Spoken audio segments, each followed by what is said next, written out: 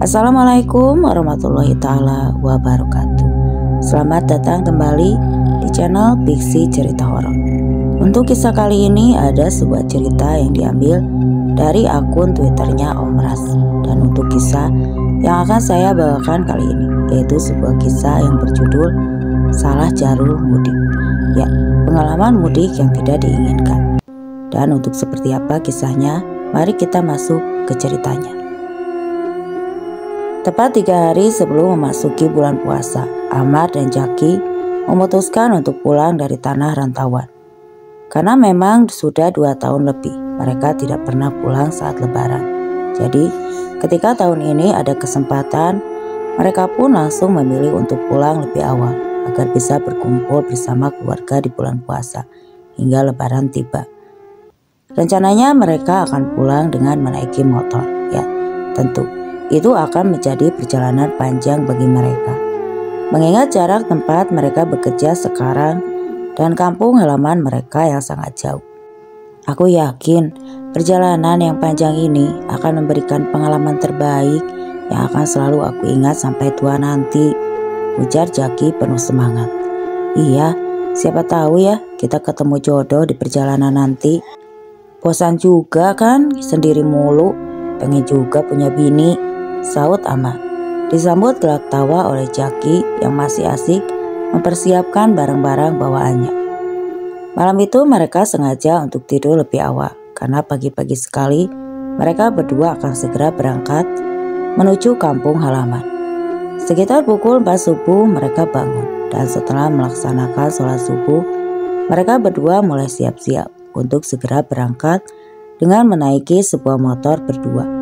Mereka pun mulai perjalanan dengan penuh senyuman. Capek, bilang ya Pak, kita gantian bawa motornya, ujar Jaki yang berada di belakang. Siap, ini kita sambil cari warung dulu ya, bawa sarapan biar gak masuk angin, jawab Amar. Sekitar pukul 8 pagi, mereka pun menemukan jajaran warung makan yang sudah buka.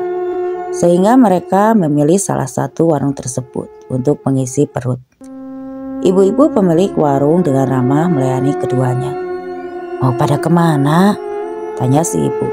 Mau pulang kampung Bu, jawab Amar dan Jaki bersamaan sambil tersenyum.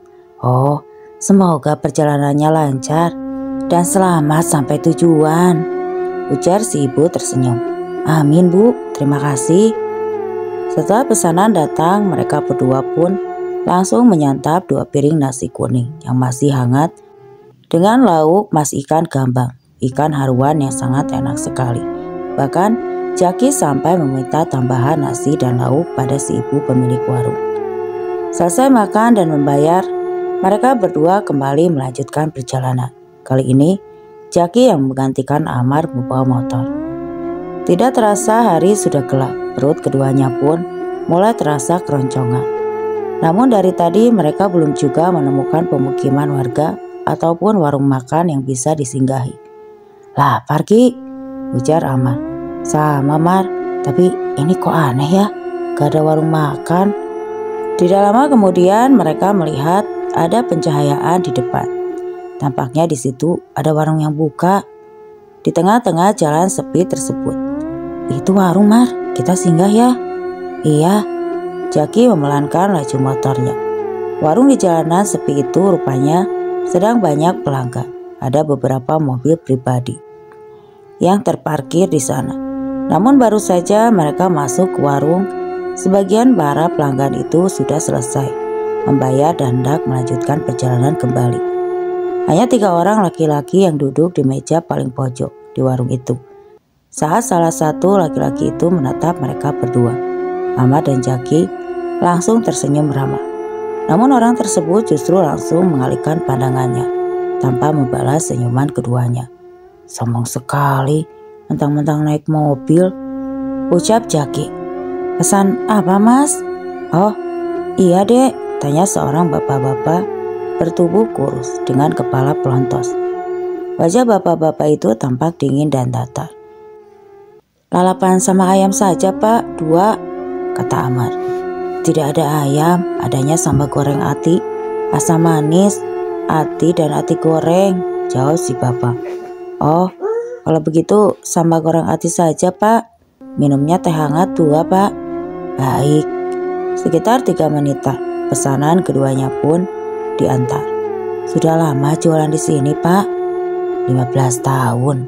Wah, lama juga ya Pak. Ini warung satu-satunya ya Pak di daerah sini? Iya, 2 tahun lalu ada warung di ujung jalan sana, tapi sudah tidak pernah buka lagi, ujar si bapak. Lalu berlalu pergi meninggalkan meja keduanya. Ini kita sudah di daerah mana sih? Mana aku tahu Mar, kan kita selalu kalau kita naik bus, aku tidur. Jadi mana aku tahu ini daerah mana? Jawab Jaki sambil melahap makanannya.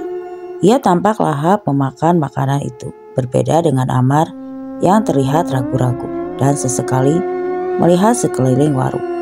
Setelah selesai makan, mereka pun memutuskan untuk kembali melanjutkan perjalanan. Namun hendak menjalankan motornya, ada seorang anak perempuan berusia sekitar 13 tahun yang menghampiri mereka berdua, yang mengatakan, "Kak, nanti di simpangan depan sana, jangan belok kanan ya," ucapnya pelan sekali. "Maksudmu dek?" tanya Amar. "Sania," panggil seorang wanita dari arah warung sembari melambaikan tangan pada si anak perempuan. Si anak perempuan langsung berlari masuk ke dalam warung. Tampak si wanita langsung menarik tangan anak itu. Ketika si anak sudah berada di dekatnya, saat akan berangkat, sebuah mobil berplat KB masuk ke halaman warung. Di dalam mobil itu tampak banyak penumpang, mungkin itu travel yang sedang mengantar para penumpangnya, ucap mereka berdua dalam hati.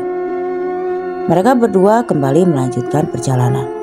Ngantuk kita, gimana kalau kita nyari tempat buat istirahat lah, numpang di musola aja. Jalan di depan tampak berbelok, namun sama sekali tidak ada persimpangan seperti yang dikatakan oleh anak perempuan itu yang di halaman warung tadi, kata Jaki. Tadi ada persimpangan kan di depan ini, tapi kok gini cuma belokan ya? Ah, sudahlah, ntar jangan terlalu dipikirkan. Ini kita jalan saja sampai ketemu masjid atau musola. Dan sekitar beberapa kilometer mereka menemukan perkampungan. Namun perkampungan itu mirip seperti perkampungan zaman dulu. Tidak ada listrik dan hanya ada lampu pelita yang menerangi rumah-rumah itu. Kampung mana dia? Lah, kok gak ada listriknya ya? Mana aku tahu Ki. Ya bisa saja kan, karena kamu ini jauh dari perkampungan-perkampungan lainnya. Makanya mereka tidak mendapatkan suplai listrik. Kamu kan lihat sendiri, jalanan kampung ini cuma hutan saja, jawab Amir. Jaki mengangguk membenarkan jawaban. Apa di depan salah satu rumah, lihat ada beberapa orang yang telah berkumpul. Amar berinisiatif untuk menghampiri orang-orang itu untuk sekedar menanyakan musola pada mereka. Kita ke sana lagi yuk, kita tanya di mana musola. Kita kan bisa cari sendiri, Mar. Ngapain sih mesti nanya-nanya? Ya kalau bertanya apa salahnya Ki? Mau tidak mau, Jaki pun menuruti juga kemauan Amar. Saat mereka mendekat, orang-orang itu langsung menatap keduanya. Permisi Pak, saya mau tanya, musola di desa ini di mana ya Pak? Memangnya kalian ini dari mana dan mau kemana? Saya mau pulang kampung Pak. Oh, ke kampung. Jauh sekali ya perjalanan kalian. Kalian pasti capek. Oh iya, kalau kalian mau beristirahat, kalian bisa istirahat di rumah saya. Itu pun kalau kalian sudi. Karena kampung kami ini tidak ada musola.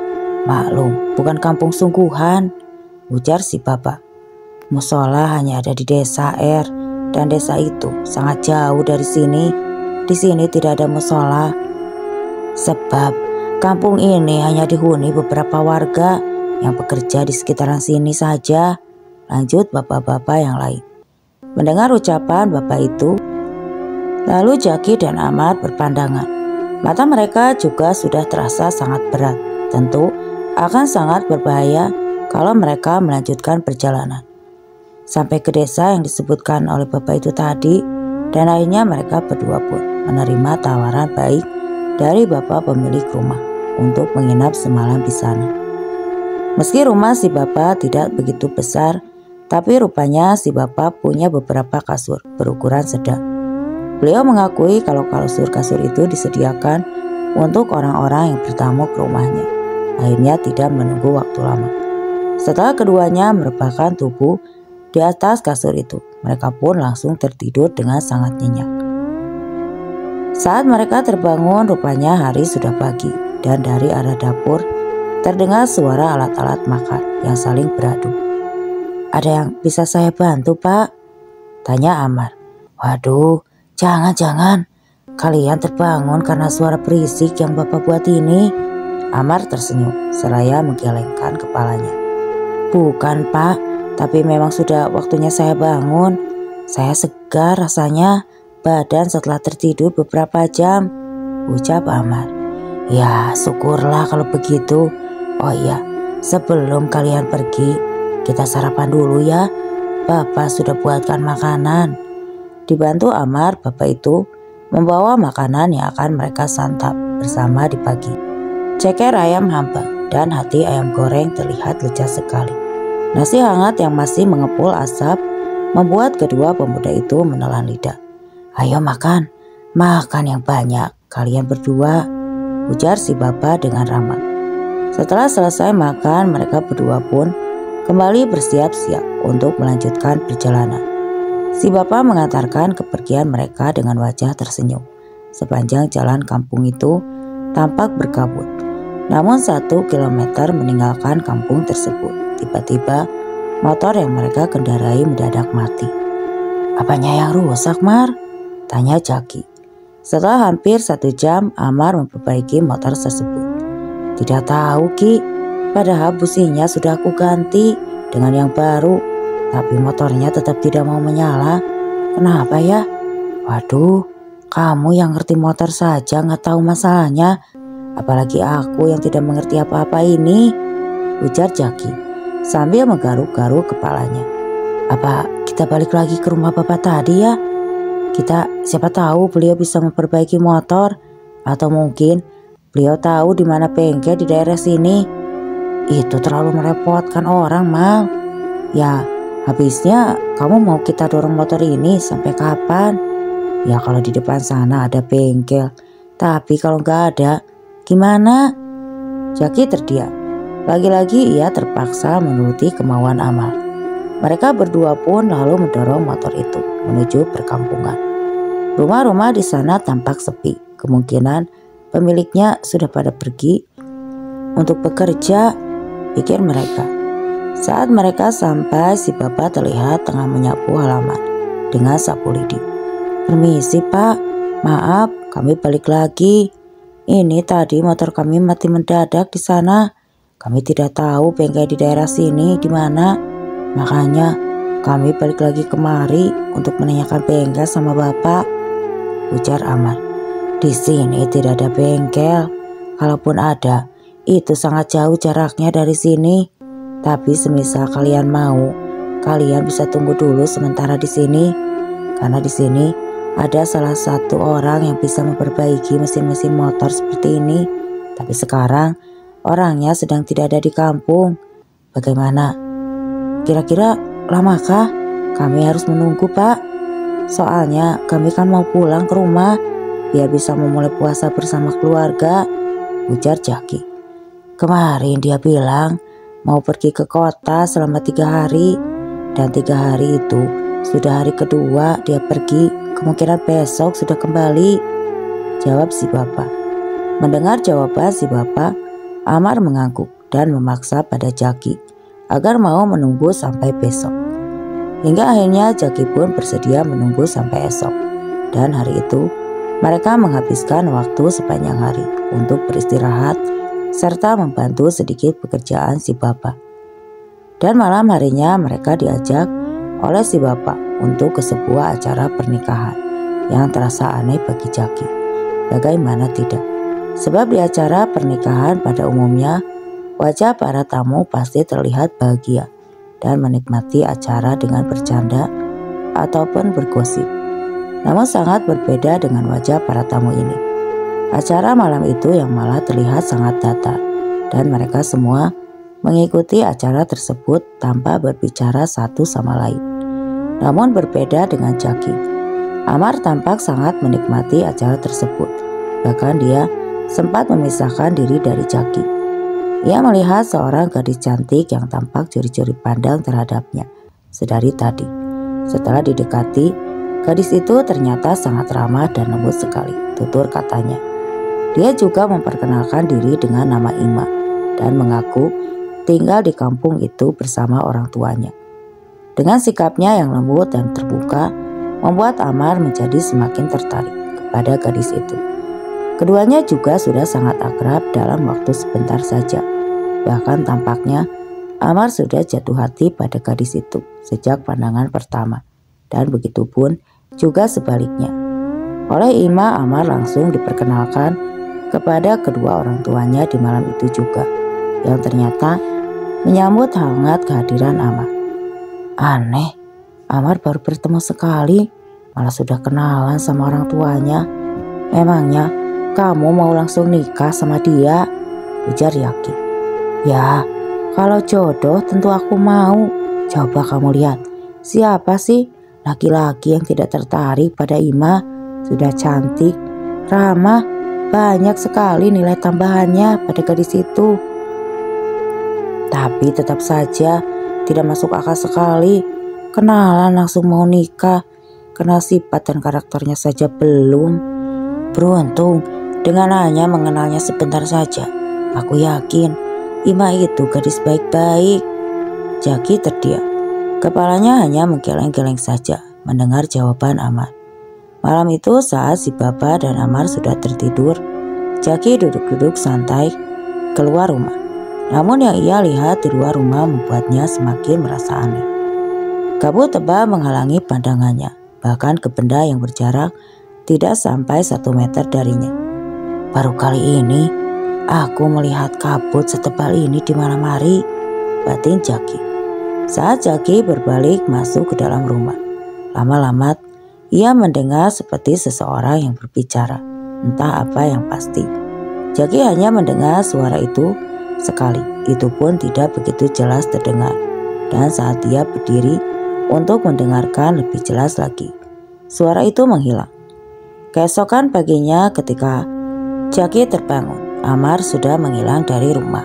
Jaki sampai mencari ke sana kemari, namun Amar tidak juga ditemukan. Maaf Pak, Bapak tahu di mana teman saya? Tanya Jaki pada si Bapak yang sedang memasak di dapur.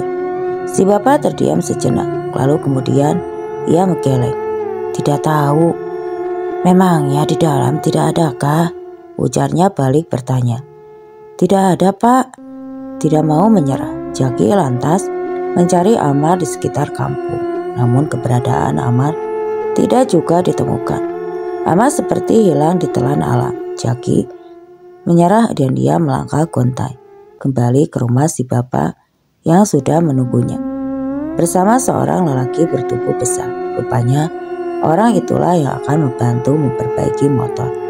Seperti tukang bengkel yang profesional, lelaki itu dengan mudahnya memperbaiki kerusakan pada motor tersebut. Dan tidak lama kemudian, motor itu pun bisa dinyalakan. Dalam hati Jaki merasa senang sebab ia bisa segera melanjutkan perjalanan dari kampung aneh tersebut. Namun di sisi lain ia tidak bisa pergi seorang diri dengan meninggalkan Amar yang tidak diketahui keberadaannya saat itu. Dengan menaiki motor tersebut, Jaki berusaha mencari Amar keluar kampung. Barang-barang bawaannya juga terpaksa ditinggal di rumah si Bapak. Hanya dompet berisikan uang dan KTP yang ia bawa saat itu, karena memang niatnya Jaki hanya untuk mencari Amar. Keluar dari kampung, Jaki dan motornya menerobos kabut. Lagi-lagi sangat tebal. Ada bebauan mirip bunga melati juga di sepanjang jalan. Semakin jauh ia meninggalkan kampung itu, maka dia pun semakin juga kabut itu menipis, lalu kemudian menghilang. Suasana di jalan itu sangat berbeda dengan suasana di perkampungan tempat Jaki dan Amar menginap. Rasa gelisah yang dirasakan Jaki pun langsung mereda begitu ia menghirup udara yang ia rasa sangat segar. Tapi rasa leganya langsung berubah panik ketika ia teringat akan Amar dan rasa paniknya itu bertambah. Jaki tidak bisa lagi menemukan perkampungan tempat Amar menghilang. Sudah berkali-kali ia bolak-balik di jalan yang sama untuk menemukan perkampungan itu, namun tetap saja perkampungan itu seolah menghilang dalam sekejap. Hingga akhirnya ketika matahari mulai terbenam, Jaki pun pasrah. Suara klakson terdengar nyaring dari arah belakang. Perlahan mobil tersebut melanjutkan lajunya dan si sopir langsung menyapa Jaki. "Mau kemana, Dek?" tanya lelaki yang kira-kira usianya saat itu sekitar 40 tahunan. "Saya kehilangan teman saya saat kami menginap di kampung." Jaki tidak pernah tahu nama kampung itu dan dia juga tidak pernah bertanya kepada si bapak pemilik rumah tentang nama kampung tersebut. "Iya, saya tidak tahu nama kampungnya, tapi saya yakin kamu itu ada di sekitar jalan ini. Setahu saya tidak ada kampung di daerah sini. Apa kamu yakin itu manusia?" Perasaan Jaki menjadi tidak karuan. Apa yang dirasakan Jaki selama berada di kampung itu kini seperti mulai terjawab. "Maksudnya, sudah 15 tahun saya bolak-balik melewati jalan ini dan yang saya tahu di daerah sini tidak ada perkampungan. Jalanan ini memang dikenal angker karena sering sekali para pengendara roda 2 ataupun roda 4 mengalami kecelakaan di daerah ini. Mau itu kecelakaan beruntun atau kecelakaan tunggal, sering sekali terjadi di sini." Jaki terdiam. Ia masih menuntun motornya yang kehabisan minyak akibat bolak-balik mencari kampung yang ia dan Amar singgahi itu. "Saya punya stok minyak di belakang. Kamu bisa isi motormu dengan minyak itu sementara untuk sampai ke kampung saya," ujar orang itu menawarkan. "Tapi teman saya bagaimana?" "Nanti kita minta bantuan sama orang-orang di kampung saya. Kita cari temanmu itu. Semoga masih bisa bertahan." Mendengar ucapan orang itu, Jaki mulai berpikir yang tidak-tidak tentang Amar. Jangan-jangan Amar sudah mati. Singkat cerita, begitu mereka sampai di kampung orang tersebut, Jaki langsung diberikan minum dan makanan. Bahkan ia juga langsung dipertemukan dengan seorang ketua kampung untuk sekedar dibersihkan dirinya agar tidak diikuti makhluk halus penghuni kampung yang tidak kasat mata. Dan pencarian terhadap Amar pun mulai dilakukan oleh warga kampung yang dipimpin oleh sang ketua desa. Sepanjang jalanan itu mereka telusuri. Sebagian orang ada yang sambil memukul-mukul nyiruk, panci dan alat-alat masak lainnya. Namun hingga pagi menjelang, Amar juga tidak ditemukan karena warga sudah kelelahan. Terpaksa pencarian pun dihentikan untuk sementara waktu dan dilanjutkan sore nanti. 3 malam sudah berlalu, tapi pencarian terhadap Amar terus dilakukan. Beberapa warga sudah pasrah dan berhenti untuk ikut mencari, hingga yang tersisa dan masih terus melakukan pencarian hanya beberapa orang saja, termasuk tetua kampung dan lelaki pertama kali yang menolong Jaki pada malam keempat. Saat itu hujan disertai guntur yang membuat pencarian terpaksa dihentikan. Namun ketika mereka akan pulang, tetua kampung melihat seseorang yang berjalan sempoyongan dari arah hutan dan begitu disenter, rupanya itu adalah Amar. Tanpa babi bu lagi, Jaki langsung berlari menghampiri Amar yang terlihat linglung. Wajah Amar tampak pucat, wajahnya seperti menampakkan ketakutan. Bahkan ia hampir berteriak begitu melihat Jaki dan tetua kampung memapahnya. Barulah Amar menjadi sedikit lebih tenang. Tubuhnya gemetar dan ada lendir berbau aneh hampir di seluruh badannya. Amar dibawa ke kampung dan diobati. Luka-luka ia juga diberikan air doa, dimandikan agar terbebas dari pengaruh makhluk halus yang membawanya tersebut.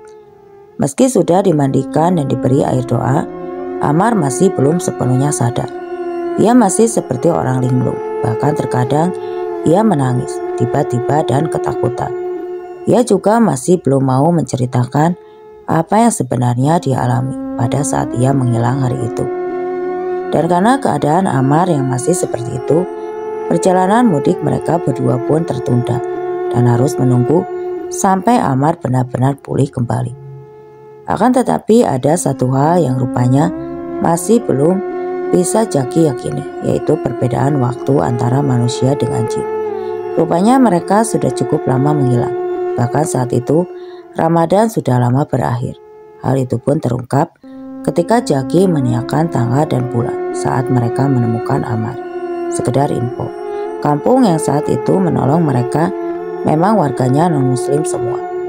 Kurasa temanmu itu berhasil keluar lebih dulu dari kampung tersebut, tapi jalannya selalu disesatkan oleh mereka agar tidak bisa keluar dari area hutan, cerita tetua kampung, sembari menunjuk Amar yang sedang duduk melamun di depan pintu. Kalau memang kamu mau pulang lebih dulu untuk mengabari keluarga temanmu itu, silakan saja. Kami akan membantu menjaga dia di sini selama kamu tidak ada, lanjut beliau. Kali ini Jaki menatap matanya dengan helaan napas panjang. Ia tidak tahu harus memilih pulang atau tetap berada di sana sampai waktu yang tidak ditentukan. Hampir semalaman Jaki tidak bisa memejamkan matanya, disebabkan oleh pikiran yang bergelayut. Sebenarnya, akhirnya setelah memikirkan masalah itu sepanjang malam, Jaki memutuskan untuk pulang lebih dulu. Setidaknya ia akan mengabari keluarga Amar, agar Amar bisa dibawa pulang ke kampung halamannya. Karena jelas tidak mungkin bila Jaki membonceng Amar yang dalam keadaan masih seperti itu, dengan jarak tempuh yang masih sangat jauh. Apapun bisa saja terjadi di dalam perjalanan mereka. Bahkan bukannya tidak mungkin kalau mereka akan mengalami kecelakaan jika masih memaksa untuk tetap membawa Amar bersamanya. Setelah berpamitan pada tuan rumah dan warga kampung yang telah membantunya itu, Jaki pun berangkat. Ia menatap Amar yang berdiri tanpa ekspresi, tengah disuapi oleh anak tetua kampung mereka.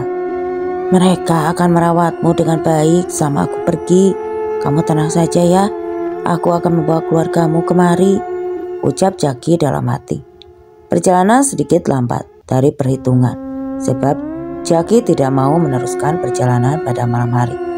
Ia lebih memilih untuk beristirahat penuh di malam hari dan melanjutkan perjalanan di siang hari. Setelah melewati perjalanan yang sangat melelahkan, akhirnya Jaki sampai juga di kampung halamannya. Tampak keluarganya sangat kaget melihat kedatangan Jaki. Mereka khawatir pada Jaki yang karena tidak kunjung pulang, apalagi dihubungi tidak bisa. Perlahan-lahan Jaki mulai menceritakan pengalaman ia dan Amar yang salah jalur sampai memasuki perkampungan jin. Karena pandangan mereka di malam kejadian itu ditutupi sehingga tidak bisa melihat persimpangan jalan yang dikatakan oleh anak perempuan di warung makan. Keluarga Jaki sangat bersyukur karena Jaki dan Amar berhasil selamat, meski sekarang keadaan Amar belum pulih sepenuhnya. Entah apakah yang sudah dialami Amar selama ia menghilang, sampai-sampai ia seperti sangat ketakutan saat melihat Jaki. Keesokan harinya, Jaki ditemani orang tuanya mendatangi rumah keluarga Amar. Di hadapan keluarga Amar itu, Jaki menceritakan semua yang terjadi, bahkan saat sebelum mereka memulai perjalanan. Amar termakan perkataannya sendiri. Harusnya sebagai orang perantau, dia tahu dan paham betul tentang pantangan berbicara sesumbar, ujar Kolik yang merupakan kakak tertua Amar. Jaki terdiam. Ia baru ingat dengan perkataan yang dimaksud oleh kakaknya tersebut. Ya, Amar pernah berkata bahwa ia malah sendiri terus dan dia sangat berharap bertemu jodoh di dalam perjalanan. Dan sekitar 3 hari kemudian, rombongan keluarga Amar yang ditemani Jaki pun berangkat menuju kampung yang telah menolong mereka berdua. Sesampai di kampung itu, mereka disambut baik oleh warga sana, terutama keluarga tetua kampung dan orang yang pertama kali menolong Jaki. Amar masih linglung, namun begitu ia melihat Holik Wajahnya terlihat sangat ketakutan. Tubuhnya bahkan sampai gemetar. Holik tersenyum aneh saat melihat Ahmad. Sepertinya ada sesuatu yang tidak beres terjadi. Di kampungnya, Holik memang dikenal sebagai orang yang paham dengan hal-hal seperti itu. Karena selain menjadi guru kuntau, Holik juga merupakan orang yang masih mempelajari ilmu-ilmu mistis. Didekatinya Amar, ditepuk pundak sang adik, lalu kemudian dengan tiba-tiba Amar langsung muntah. Ia memuntahkan semua isi perutnya yang merupakan nasi bercampur cairan kehitaman berbau busuk. Setelah muntah, tubuh Amar langsung lemas. Dia jatuh dan langsung dipeluk oleh sang kakak. Kepala adiknya ia pijat-pijat dengan lembut. Singkatnya, setelah beberapa jam Aman pun terbangun. Wajahnya yang sebelumnya pucat kini mulai berangsur-angsur segar. "Jaki," ujar Amar untuk pertama kalinya setelah ia ditemukan. "Iya Mar, ini aku Jaki. Kau masih hidup ataukah aku yang sudah mati?" Mendengar pertanyaan dari Amar, Jaki mengerikan keningnya. "Aku masih hidup. Kau juga masih hidup. Kita semua yang berada di sini masih hidup." "Syukurlah. Memangnya ada apa? Malam itu kamu terserang penyakit aneh. Bahkan bapak pemilik rumah itu sampai tidak bisa berkata-kata. Saat kamu terkena penyakit itu, tubuhmu kejang-kejang dan darah terus mengalir dari tubuhmu. Oleh si bapak, aku diperintahkan untuk tetap menemanimu di rumah sementara dia pergi untuk mencari pertolongan dari warga lain. Tapi baru sebentar saja bapak itu pergi, sesuatu yang buruk terjadi padamu." Cerita Amar berhenti. Bibirnya tampak gemetar saat akan melanjutkan ceritanya lagi. Aku melihat sendiri bagaimana bola matamu membesar dan pecah. Kulit wajahmu hancur dan meleleh seperti lilin yang terkena api. Suara retakan tulangmu yang membuatku nyilu terdengar dengan sangat jelas. Aku ingat perkataanmu saat itu. Kamu bilang, "Sakit Mar, tolong aku." Tapi aku tidak tahu harus berbuat apa. Aku tidak bisa menolongmu. Aku hanya melihatmu kesakitan hingga akhirnya kamu tidak lagi bergerak. Kamu mati, Jaki. Jaki menggaruk-garukkan kepalanya setelah mendengar cerita itu dari Amar.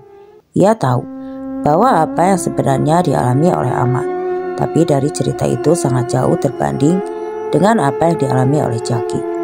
Jaki tidak bisa berkata apa-apa karena yang diceritakan Amar itu sama sekali tidak terjadi padanya. Yang Jaki tahu saat itu, Amar menghilang di pagi hari sebelum ia terbangun dari tidurnya. Namun walau terdengar membingungkan, Jaki tidak membantah sedikit pun cerita tersebut. Ia lebih memilih untuk mendengarkan dan membiarkan Amar menceritakan apa yang dia alami pada hari dia menghilang. "Dan bagaimana bisa kau berada di hutan selama beberapa hari?" tanya Jaki akhirnya.